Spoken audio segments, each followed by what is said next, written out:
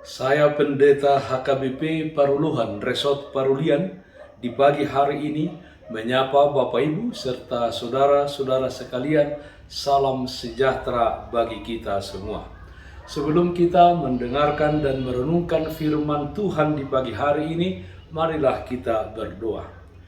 Berfirmanlah ya Tuhan, hamba-Mu siap mendengarkan dan melakukan firman-Mu. Amin. Firman Tuhan yang menjadi sumber kekuatan dan sukacita bagi kita dalam melaksanakan aktivitas kita satu hari ini, Selasa 1 Februari 2022, tertulis dalam kitab Ibrani pasal 4 ayat 16, demikian bunyinya. Sebab itu marilah kita dengan penuh keberanian menghampiri tahta kasih karunia, supaya kita menerima rahmat dan menemukan kasih karunia untuk mendapat pertolongan kita pada waktunya. Pertolongan Tuhan selalu tepat waktu. Saudaraku yang terkasih dalam Kristus Yesus, lirik lagu rohani yang berjudul Pertolonganmu mengatakan demikian.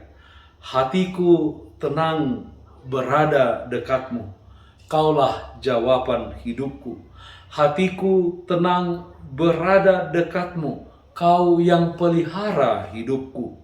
Pertolonganmu begitu ajaib, kau telah memikat hatiku. Di saat aku tak sanggup lagi, di situ tanganmu bekerja. Lirik nyanyian tersebut menggambarkan pertolongan Tuhan sangat ajaib. Dekat dengan Tuhan, hati setiap orang mendapatkan ketenangan. Dengan demikian, mau disampaikan kepada kita bahwa pertolongan datangnya hanya dari Tuhan. Pertolongan yang mendatangkan ketenangan dan kedamaian hati dan jiwa kita. Saudaraku yang terkasih dalam Kristus Yesus, Nats hari ini menyapa kita untuk memiliki keberanian menghampiri tahta kasih karunia Allah. Dengan keberanian menghampiri tahta kasih karunia Allah, kita akan menerima rahmat dan menemukan kasih karunia untuk mendapatkan pertolongan Tuhan pada waktunya. Bagaimana saudara-saudara supaya kita memiliki keberanian menghampiri tahta kasih karunia Allah? Setiap orang yang datang ke hadirat Allah, hidupnya harus di dalam kerendahan hati. Kita dapat menghampiri tahta itu dengan keberanian rohani, karena Tuhan Yesus sudah duduk di sana bersama-sama dengan Allah Bapa. Kita memiliki keberanian karena Yesus Kristus yang mati tersalib itu telah mengangkat kita menjadi anak-anak Allah, dan kepada Allah kita bisa memanggil Allah dengan sebutan Ya Aba, Ya Allah.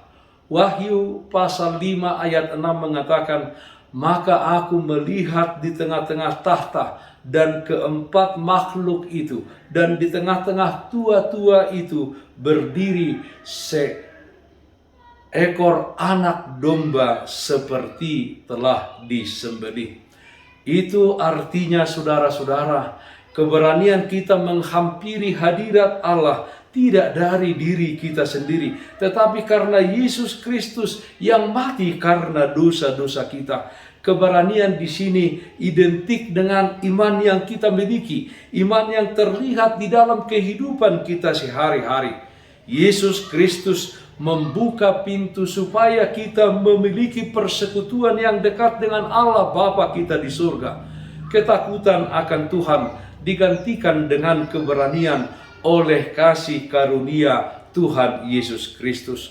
Roma pasal 8 ayat 15 mengatakan, sebab kamu tidak menerima roh perbudakan yang membuat kamu menjadi takut lagi, tetapi kamu telah menerima roh yang menjadikan kamu anak Allah. Oleh roh itu kita berseru, Ya Aba, Ya Bapa. Saudaraku yang terkasih dalam Kristus Yesus, Oleh sebab itu, barang siapa yang percaya dan beriman kepada Allah, dia akan percaya dan beriman bahwa Allah itu ada dan senantiasa memberikan pertolongan kepada orang-orang yang percaya kepadanya. Pertolongan Tuhan itu pertolongan yang tepat pada waktunya. Karena itu, hampirilah setiap waktu tahta kasih karunia dengan iman, sebab di sana telah duduk imam besar agung kita yang setia dan siap membela kita. Maka kita akan menerima rahmat dan menemukan kasih karunia untuk mendapatkan pertolongan Tuhan kepada kita yang tepat pada waktunya. Melalui iman tersebut, kita memperoleh berbagai macam berkat dari tahta kasih karunia Allah. Pertolongan Tuhan selalu tepat pada waktunya.